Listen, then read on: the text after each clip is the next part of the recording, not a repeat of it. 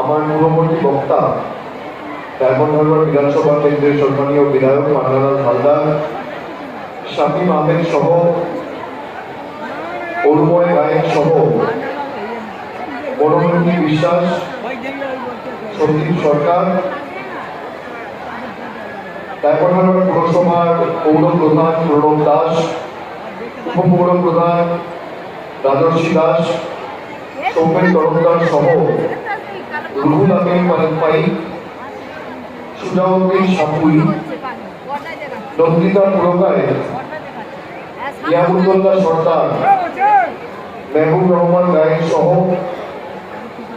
সাইদ জাহির হোসেন সহ, শাহানা মল্লিক জেলা পরিষদ মেম্বার, শশাঙ্ক পুরকায় সহ শাহিদ খান, মহিদুল মোল্লা, সারিফুল ইসলাম দালিম,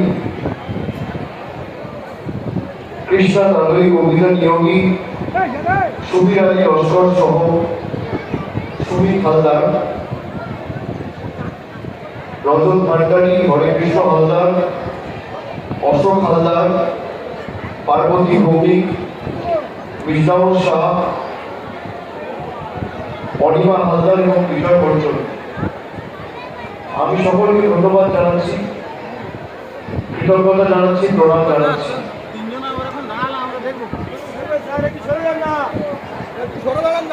আমার এর আগে একটা কর্মসূচি সরিষায় ছিল এবং সেখানেও যে সংখ্যায় মানুষ এসে আমাদেরকে আশীর্বাদ করেছেন, আমি আপনাদের কাছে কৃতজ্ঞ। এবং আজকের এই অনুষ্ঠান রাজনৈতিক অনুষ্ঠান নয়, পুজোর আগে প্রতি বছরই আপনাদের সাথে আমি মিলিত হই, কখনো বস্ত্র প্রদান অনুষ্ঠানে, কখনো পুজোর উদ্বোধনী অনুষ্ঠানে। যেহেতু গত 2 বছর, 2.5 বছর ধরে মহালয়ার পর থেকেই রাস্তায় মানুষের ঢল আমরা লক্ষ্য করি এবং সবাই প্রায় ঠাকুর দেখতে নেমে পড়ে।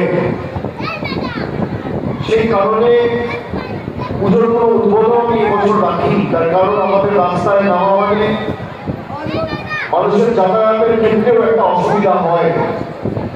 মানুষ যাতে নিজের পরিবার পরিজনকে সঙ্গে নিয়ে কোনো বাধা বিপত্তি প্রতিকূলতা